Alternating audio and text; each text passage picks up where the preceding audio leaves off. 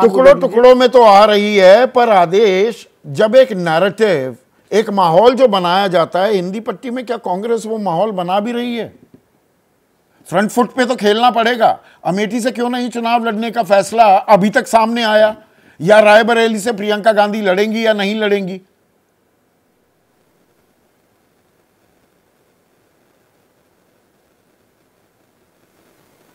देखिए, मैं इसकी शुरुआत करूंगा जनवरी 22 से। और जो जनवरी 22 में राम मंदिर का जो प्रतिष्ठान हुआ था, उसके बाद लगभग 10 दिन तक कांग्रेस पार्टी बेहोश पड़ी हुई थी।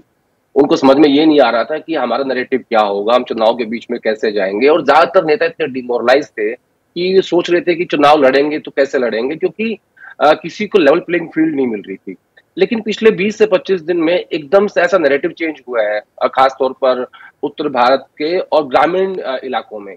जैसे आप लोग आरक्षण की बात कर रहे थे, तो मैं पिछले हफ्ते गांव में था, तो वहां किसी ने मुझसे पूछा कि बाबा साहब की किताब को कुएं में फेंक देंगे अगर तीसरी बार आए तो मैं समझ नहीं पाया कि ये किसकी बात कर रहे हैं कि बाबा साहब की किताब को कुएं में फेंकते हैं। मैंने उसको कोरिलेट किया कि ये मैसेज जो आरक्षण की बात दिल्ली में हो रही है, मीडिया के बीच में हो रही है, वो गांव तक पहुंचा है। तो ये अपने आप में एक बड़ी बात है, क्योंकि आपने देखा होगा जब बीजेपी ने मैनिफेस्टो लॉन्च किया तो वो कॉन्स्टिट्यूशन वहां रख के बैठे थे ताकि एक संदेश जाए कि बीजेपी की ऐसी कोई मंशा नहीं है। अब मैं आता हूं आपकी दूसरी बात पे कि प्रियंका गांधी चुनाव लड़ेंगी या नहीं लड़ेंगी। खबर के लिहाज से एज ए रिपोर्टर, क्योंकि मैं कांग्रेस पार्टी कवर करता हूं, मुझे इसकी संभावना बहुत कम लगती है, क्योंकि एक चर्चा चली है पार्टी के भीतर और परिवार के भीतर भी कि अगर गांधी परिवार के तीनों लोग संसद में आ जाएंगे तो उससे एक परिवारवाद का जो संदेश जाता है, बार बार जो आरोप लगता है कांग्रेस पार्टी पर गांधी परिवार के ऊपर, उस पे काफी दिक्कत आएगी। तो इसलिए ये कौन सा लॉजिक है आदेश? तो उम्मीद ये नहीं, ये कौन सा लॉजिक है? फिर तो ये बात अखिलेश यादव को भी समझानी चाहिए। नहीं, फिर ये बात अखिलेश यादव को भी समझानी चाहिए, कांग्रेस वालों को। फिर तेजस्वी यादव को भी समझाएं, या they are shying away from a fight, कि भाई कहीं हार ना जाएं। देखिए संदीप जी, मैं इस पे आता हूं। देखिए क्या है ना, रीजनल राहुल गांधी की जो उनके नैतिकता है ना, वो थोड़ी बड़ी है। जैसे वो कहते हैं कि जब वो उनसे कहा गया कि आप पिछले 5 साल पहले कि आप छत्तीसगढ़, राजस्थान, मध्य प्रदेश में वादा कर दीजिए सरकार बनती किसानों का कर्ज माफ करेंगे, तो उन्होंने एक मीटिंग बुलाई, इसमें डॉक्टर मनमोहन सिंह, चिदम्बरम, सब लोग थे। कहा कि क्या इसको हम कर सकते हैं? उन्होंने कहा कि हाँ कर सकते हैं, तो उन्होंने वादा कर दिया। तो बेसिकली वो जो अपने मन में, अपने दिमाग में बिठा लेते हैं ना, उसके बाद उसको चेंज करना बहुत मुश्किल होता है। और उनके जितने भी उनके रणनीतिकार हैं, जो सो क्लोज स्ट्रेटेजिस्ट है, उनको ये बात कह दी गई कि गांधी परिवार के तीनों लोगों को एक समय में हाउस में नहीं होना चाहिए। इसीलिए मुझे लगता है कि प्रियंका गांधी का लड़ना मुश्किल है, लेकिन अगर गांधी परिवार से कोई लड़ा तो वो राहुल गांधी अमेठी से तय है। अब ये चूज करना है अमेठी से राहुल गांधी लड़ेंगे, वो रायबरेली चले जाएंगे। रायबरेली कांग्रेस प्रेसिडेंट की सीट रही है, और राहुल गांधी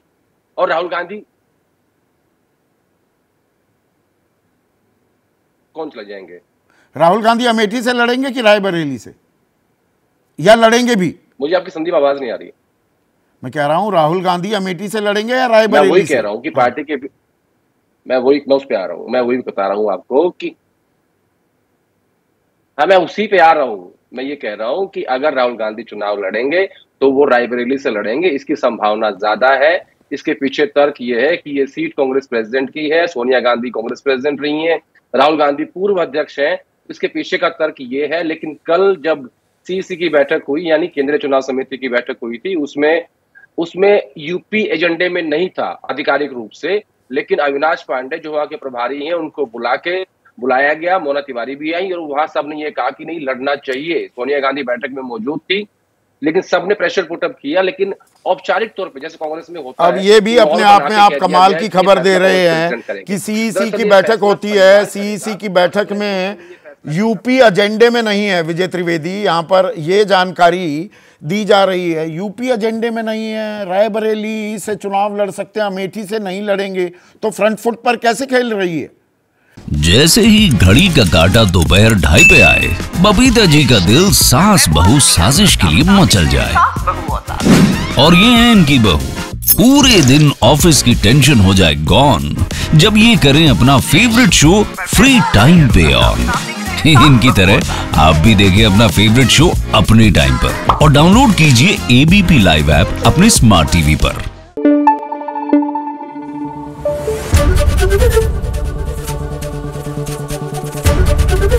एबीपी न्यूज आपको रखे आगे।